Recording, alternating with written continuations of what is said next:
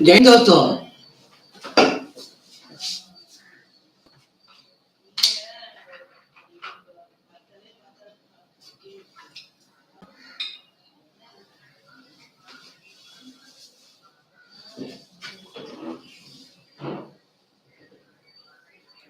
मैं air veteran carpal मोहनरंगन Chennai से। दोस्तों, हमारे जो आंदोलन जो जंतर मंतर में 20 फरवरी 2023 से जो शुरू हुआ था, बहुत अच्छा खासा चल रहा है। लेकिन बहुत सारे ऐसे लोग हैं जो 100 वाट से ऊपर का फ्यूज बल्ब जो है ना, 100 वाट से लेके अभी तक 500 वाट तक जो है, अपना अपना विचार इसके बारे में डालना शुरू किया। 2 दिन पहले मैंने एक वीडियो निकाला था, उसमें एक 500 वाट का जो बल्ब ने अपना विचार दिया। कल जो है एक 200 वाट का बल्ब है, उन्होंने ट्वीट किया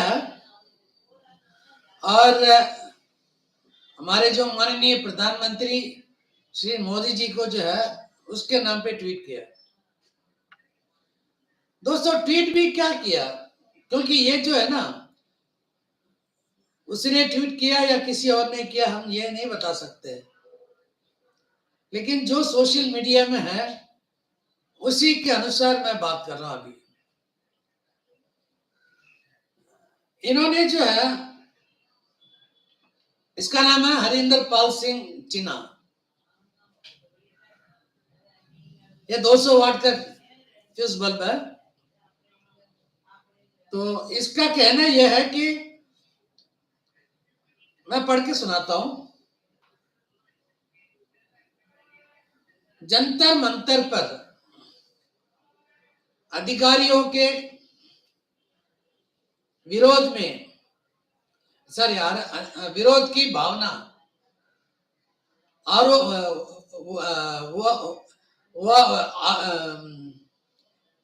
आरोपी 2 आंदोलन चिंता का कारण है। इससे सशस्त्र बलों की सेवारत रैंकों में शामिल किया जा सकता है, जिसके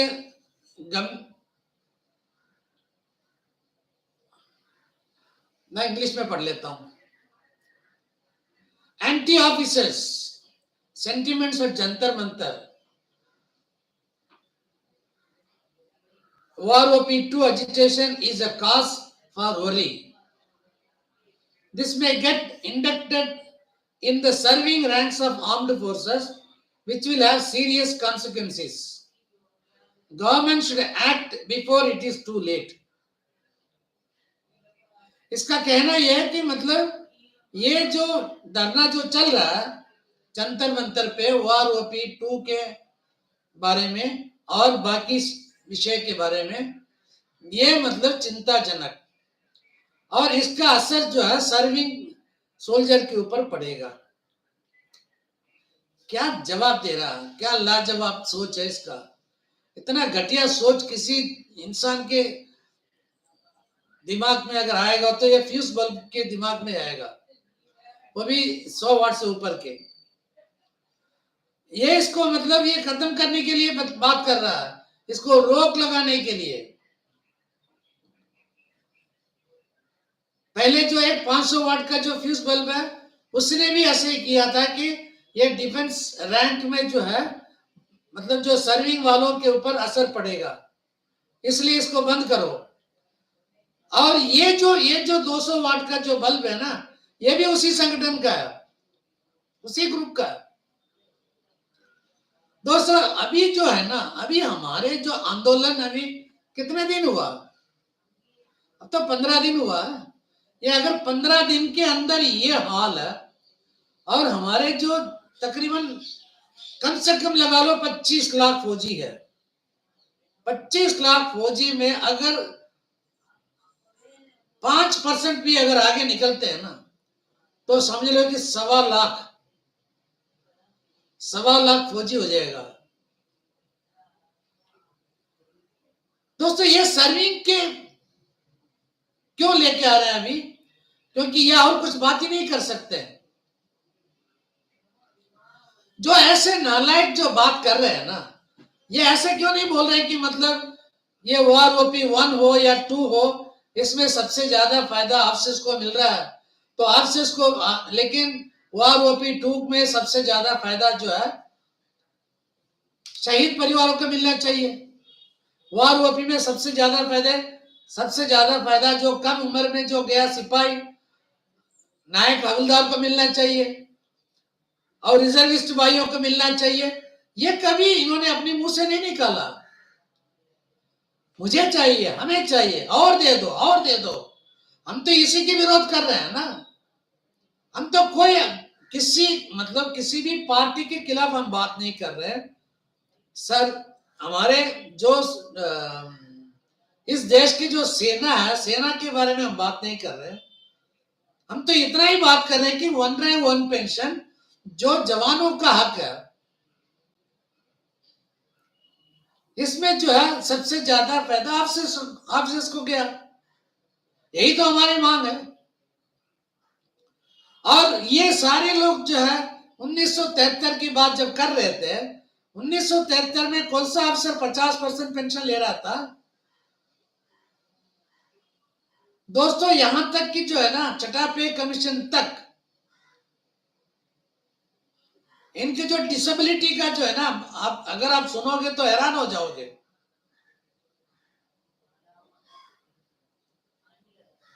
स्लैब सिस्टम था पहले स्लैब सिस्टम था। दोस्तों अभी है ना, हम जब डिसेबिलिटी के बारे में इतना बात कर रहे हैं ना, क्यों कर रहे हैं? एक 1196 से लेके 2005 तक का मैं आपको बता रहा हूं। 1196 से लेके 2005 तक जो है, जितना एक सिपाही को, मतलब उस टाइम जो सिपाही का, नायक का, सबका अलग अलग दिया था। अगर आप उसके बारे में, अगर आप लोगों में पता नहीं कितने लोग जानते हैं। सबसे पहले मैं आपको डियरनेस रिलीफ का बताता हूं। दोस्तों पहले डियरनेस रिलीफ ऐसा हुआ करता था 86 से लेके 97 तक, या 96 तक, 96 यानी कि 5th पे कमीशन तक ऐसे था। मैक्सिमम 180 रुपए था, नहीं सॉरी, मिनिमम जो था, जो ऑफसेस का 90 रुपीज था। और डीएनएस रिलीफ परसेंटेज के हिसाब से कितना था? ये 2%।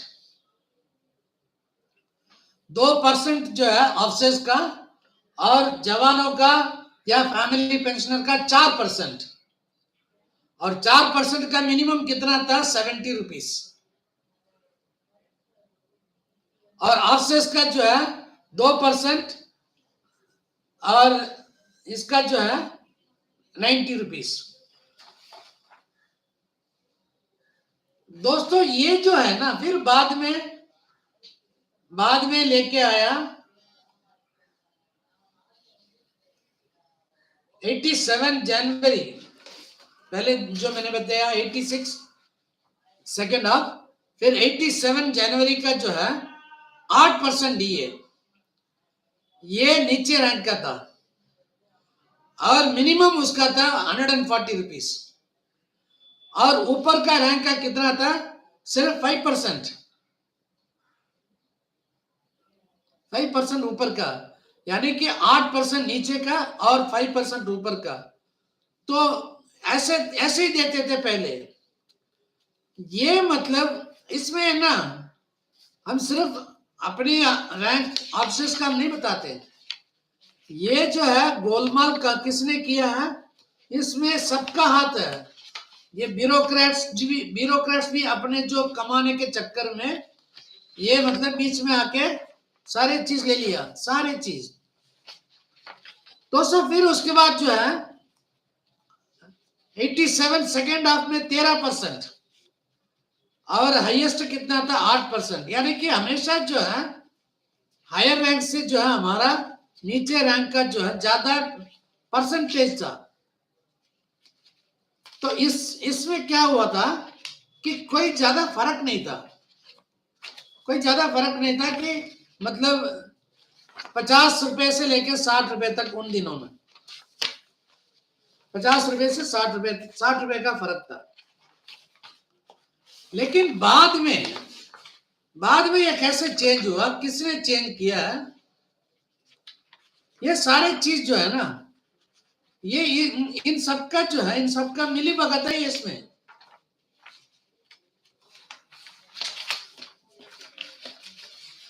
फिर उसके बाद 2006 के बाद जो है ना ये सारे सिस्टम बदल गया।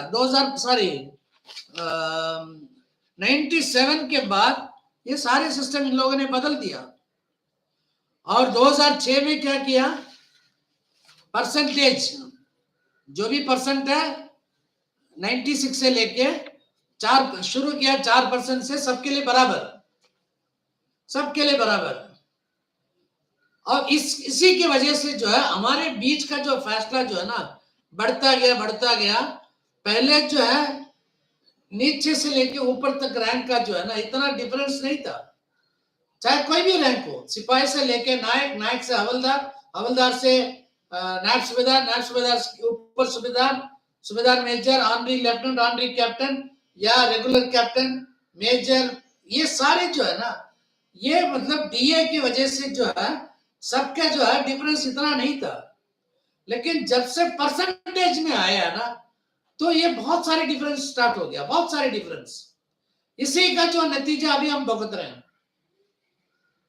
और दूसरी बात में अभी आपको मैं डिसेबिलिटी के बारे में जो बात कर रहा था ना, ये डिसेबिलिटी जो है ना ये है प्रूफ।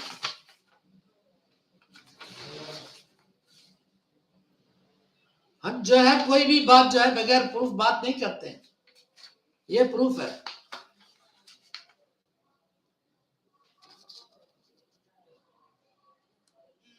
इसमें आप देख सकते हो जवानों का कितना है, जेसीओस का कितना है, ऑफिसर्स का कितना है। दोस्तों मैं अभी बताता हूं, commission officers and honorary commission officers दोनों का एक ही था डिसेबिलिटी, वो था 2600। ये 1196 से लेके 31/12/2005 तक 31/12/2005 तक ऑनरी कमीशन ऑफिसर हुआ या कमीशन ऑफिसर, सबका जो है डिसेबिलिटी एक ही था। उसके बाद जेसीओस का कितना था 1900, ऑफिसर्स का 2600, जेसीओस का 1900 और अदर रैंक्स यानी कि सिपाही से लेकर हवलदार तक 1550। ये जो 100% डिसेबिलिटी में बता रहा हूं, 20% का उसके हिसाब से कम होते जाएगा। और ये जो है ना 2006 से ये दूसरे ढंग से हो गया कि commission officers and honorary commission officers को दिया है 5880 और जेसीओस को 4300 और अदर रैंक्स को 3510। दोस्तों मैं अभी आपको एक बात बता रहा हूं, 96 से लेके 2005 तक जो है एक सिपाही या नायक, हवलदार, क्या तीनों रैंक 1550 और ऑफिसर्स का कितना है 2600।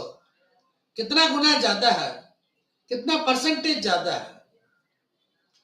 अगर आप परसेंटेज की तुलना करोगे तो एक सिपाही और कमीशन ऑफिसर्स का 60% जो है 68% कमीशन ऑफिसर्स को ज्यादा मिलता था। एक सिपाही और कमीशन ऑफिसर का जो बीच में फासला था सिर्फ और सिर्फ 68%।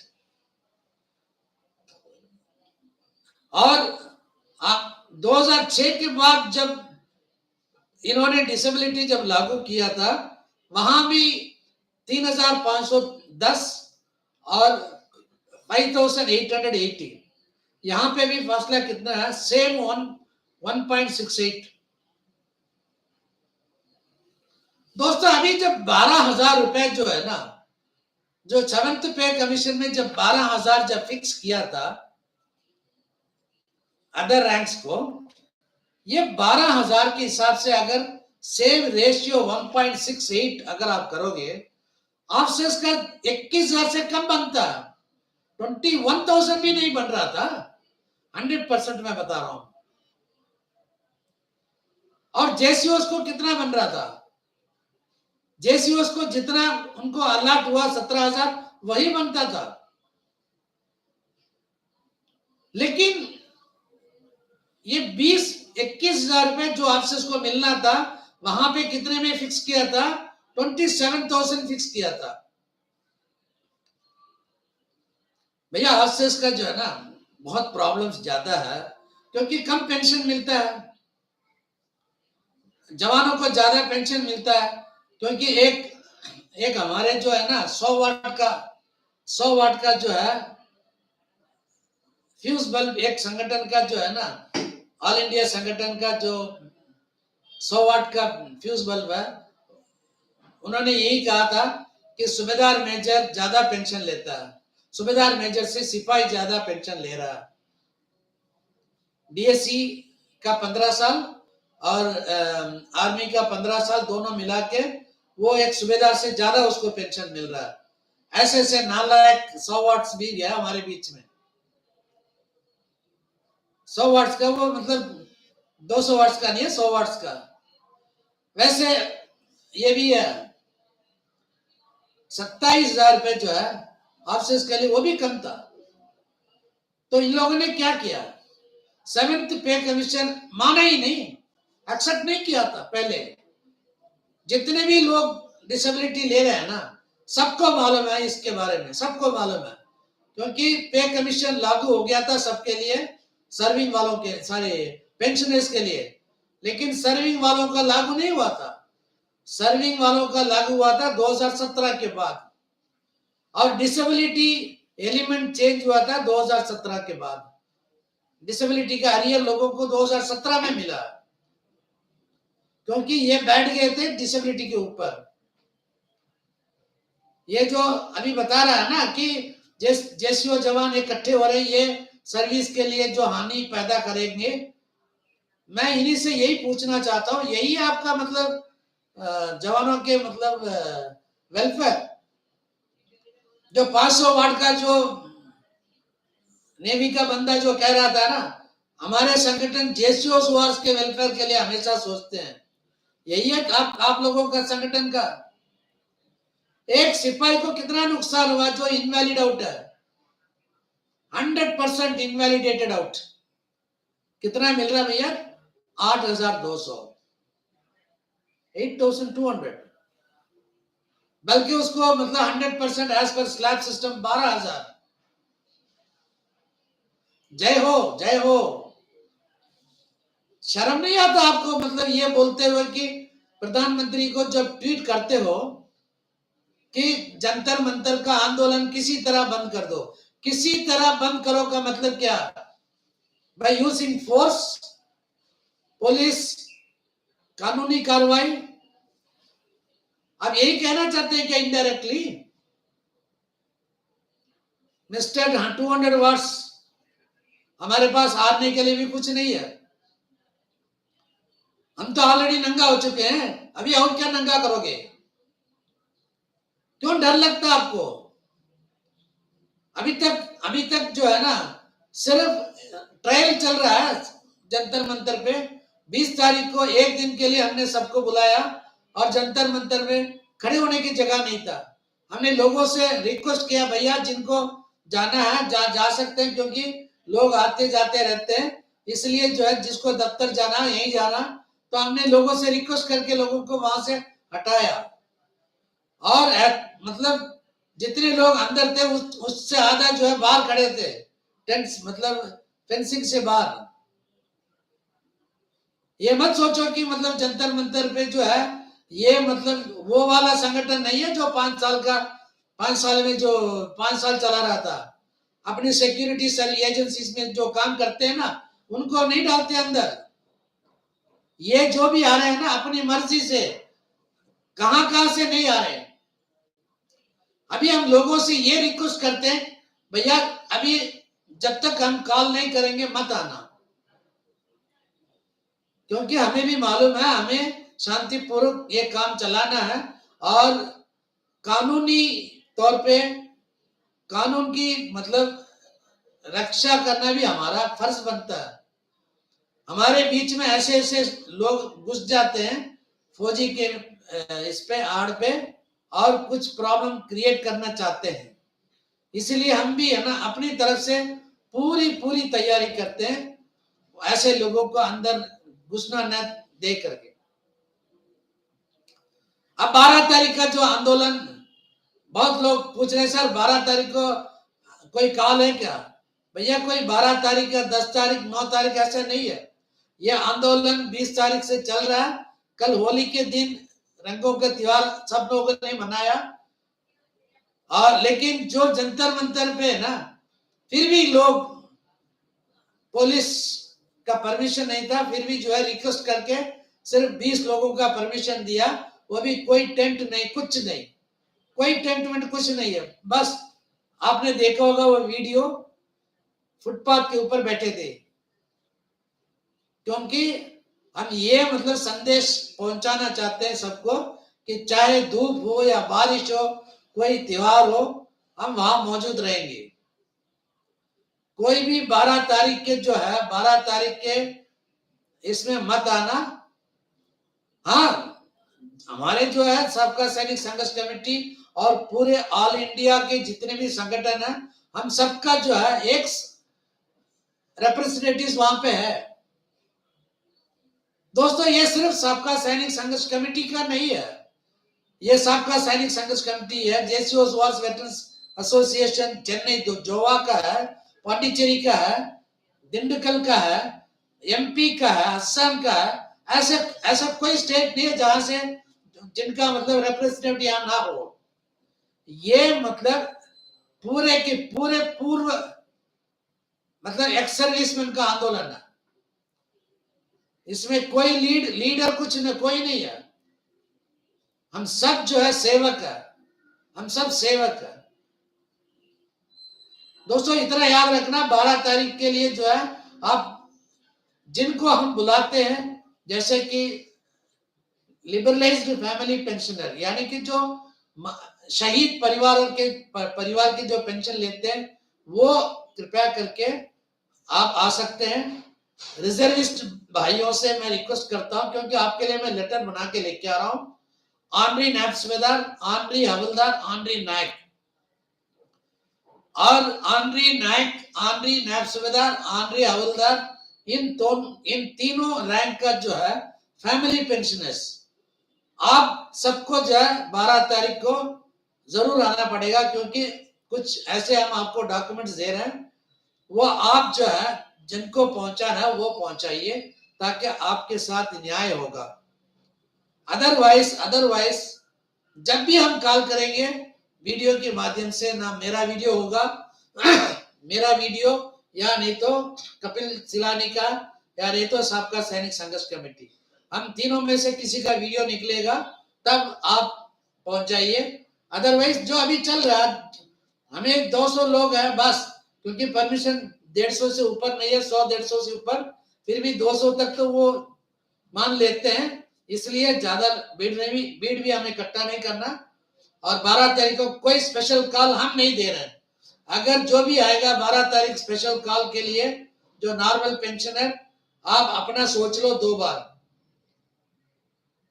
लेकिन जो कैटेगरी मैंने बताया, रिजर्विस्ट,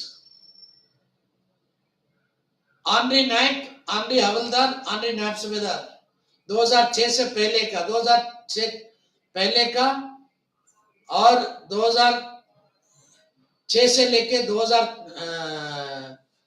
2006 के बाद जो भी आनरी नायक, आनरी हवलदार, ये मतलब सारे लोग जो है 12 तारीख को आप जरूर अपना मतलब अटेंडेंस लगा दीजिए, ताकि आपको कुछ डॉक्यूमेंट्स मिलेगा और हम आपको बताएंगे कहाँ भेजना।